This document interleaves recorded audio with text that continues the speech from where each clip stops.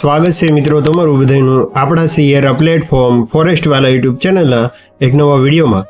તો આજે મિત્રો આપણે વાત કરવાના છે કે ગૌણ સેવા દ્વારા છે તે અલગ અલગ 13 પરીક્ષાની તારીખ છે તે જાહેર કરી દેવામાં આવેલી છે, એટલે કે ઓફિશિયલ જે માહિતી છે તે જ આપણે અને આપણી ચેનલ ઉપર તમને સરકારી ભરતીની તમામ માહિતી એકદમ સચોટ અને સૌથી પહેલાં મેળવવા માટે ચેનલ ઉપર ન હોય તો ચેનલને સબસ્ક્રાઈબ કરી લેજો।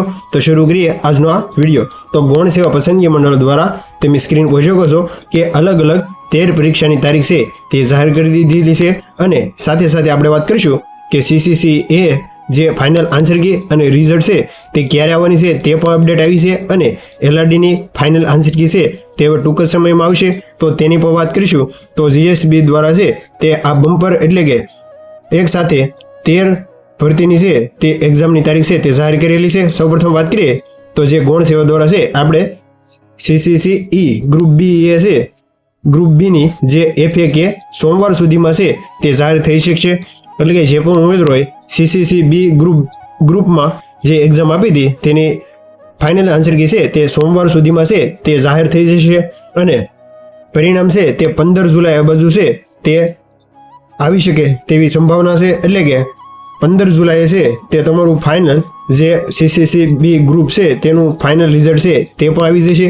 ત્યાર પછી આપણે વાત કરીએ તો ગુજરાત ગૌણ સેવા પસંદગી મંડળ ગાંધીનગર દ્વારા જે અલગ અલગ 13 પરીક્ષાની છે તે પરીક્ષાની તારીખ છે તે જાહેર કરી દીધેલી છે। તમે સ્ક્રીન પર જોઈ શકો છો કે જે આગામી ગૌણ સેવા પસંદ મંડળ દ્વારા નીચે પત્રકમાં દર્શાવેલ જાહેરાતનું MCQ એટલે કે CBRT પદ્ધતિથી પરીક્ષાનું આયોજન કરવાનો નિર્ણય લીધેલો છે, એટલે કે આપણે જે પણ હવે આગળ વાત કરીશું તેવી તમામ પરીક્ષા છે તે CBRT એટલે કે ઓનલાઈન કોમ્પ્યુટરના માધ્યમથી છે તે લેવામાં આવશે। તો વાત કરીએ સૌપ્રથમ તો તમે સ્ક્રીન પર જોઈ શકો છો કે અહીંયા ક્રમ નંબર છે, ત્યાર પછી જાહેરાત ક્રમાંક, સર્વરનું નામ, પરીક્ષા સંભવિત તારીખ અને પરીક્ષાઓનો સંભવિત સમય, એટલે કે તમે જોઈ શકો છો સ્ક્રીન ઉપર કે સૌપ્રથમ જાહેરાત ક્રમાંક 259 જે ટેકનિકલ આસિસ્ટન્ટની ભરતી છે તે પરીક્ષાની તારીખની વાત કરીએ તો 4/8/2025ના દિવસે છે તે યોજાશે। ત્યાર પછી જાહેરાત ક્રમાંક 264 ગ્રંથાલય કારકુન જે 4/8/2025ના દિવસે એક્ઝામ છે તેની લેવાશે। ત્યાર પછી જાહેરાત ક્રમાંક 278 મત્સ્ય અધિકારી જેની પરીક્ષા છે તે 4/8/2025ના દિવસે છે તે લેવામાં આવશે। ત્યાર પછી જે બીજી મહત્વની અપડેટ છે તેની વાત કરીએ તો જાહેરાત ક્રમાંક 288 રેખનકાર જેની 4/8/2025ના દિવસે છે તે એક્ઝામ યોજાશે।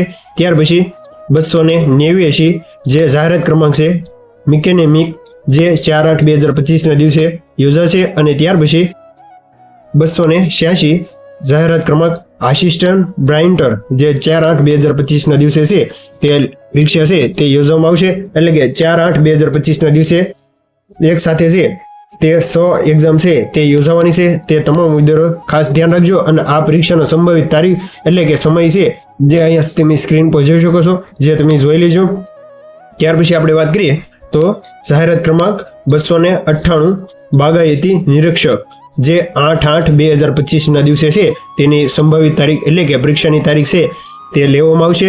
ત્યાર પછી જાહેરાત ક્રમાંક 300 સિનિયર વૈજ્ઞાનિક મદદનીશ જે 8/8/2025ના દિવસે છે તે સંભવિત તારીખ છે એક્ઝામ યોજાશે। ત્યાર પછી આપણે વાત કરીએ તો 268 અધિક મદદનીશ એન્જિનિયર જે સિવિલ વિભાગની છે આ ભરતી તે 8/8/2025ના દિવસે યોજાશે। ત્યાર પછી જાહેરાત ક્રમાંક 262 સંશોધન મદદનીક અને આંકડા મદદનીશ જે 8/8/2025 જે તમે સમય અહીંયા જોઈ શકો છો।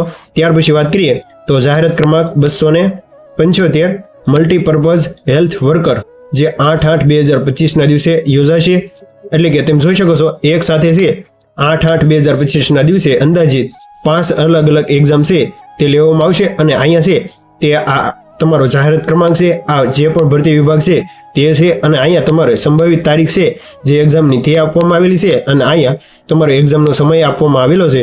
ત્યાર પછી વાત કરીએ તો 257 વાયરમેન જે એટલે 257 જાહેરાત ક્રમાંક વાયરમેનની છે તે 11/8/2025ના દિવસે છે તે એક્ઝામ યોજાશે, અને લાસ્ટ 295 અધિક મદદની એન્જિનિયર સિવિલ માર્ગ અને મકાન વિભાગ છે તેની 11/8/2025ના દિવસે એક્ઝામ છે તે યોજાશે। તો કોલ લેટર સંબંધિત સૂચનાઓ વેબસાઇટ પર હવે પછી પ્રસિદ્ધ કરવામાં આવશે, જેની સંબંધિત ઉમેદવારોએ નોંધ લેવી. એટલે કે આગામી જે પણ આપણે 13 ભરતીની વાત કરી તેવા તમામ ભરતીના કોલ લેટર છે જે તમારે GSSB એટલે કે જે GSSB જે ઓફિશિયલ વેબસાઇટ છે અથવા તો ઓજસ જે વેબસાઇટ છે તેના ઉપર તમામ વિદ્યાર્થીઓ છે તે જોતા રહેવું. ત્યાં તમને કોલ લેટર છે તે સંભવિત તારીખોમાં ટૂંક સમયમાં આપી દેવામાં આવશે. આ સંભવિત પરીક્ષાના આયોજનનો કોઈ પણ કારણોસરમાં ફેરફાર કરવાની કે રદ કરવાની આવશ્યકતા ઊભી થાય તો તેમ કરવાનો મંડળને સંપૂર્ણ હક રહેશે, અધિકાર રહેશે અને મંડળ માટે આ કારણો આપવા બંધાયેલા રહેશે નહીં. એટલે કે મંડળ દ્વારા છે તે આ પરીક્ષામાં રદ પણ થઈ શકે અને સંભવિત એટલે કે સંભવિત કહી શકાય. ત્યાર પછી વાત કરીએ તો જોઈ શકો છો કે 2/7/2025 ના દિવસે છે આ ઓફિશિયલ માહિતી છે તે આવેલી છે. તમે જોઈ શકો છો સચિવ ગૌણ સેવા પસંદગી મંડળ દ્વારા છે તે આ નોટિફિકેશન છે તે જાહેર કરી દેવામાં આવેલું છે. તો આજના વિડીયોમાં આપણે 13 અલગ અલગ પરીક્ષા છે તે આગામી સમયમાં યોજાવાની છે, જે તમે સ્ક્રીન પર જોઈ શકો છો. કે જો આજનો આ વિડીયો માહિતી સારી લાગી હોય તો જે પણ ઉમેદવારો સરકારી ભરતીની તૈયારી કરે છે તેઓ તમામ ઉમેદવારોને આ વિડીયો છે તે શેર કરજો. તો મળીએ એક ઉપયોગી નવા વિડીયો સાથે. ત્યાં સુધી તમામ ઉમેદવારો બન્યા રહેજો. Thank you.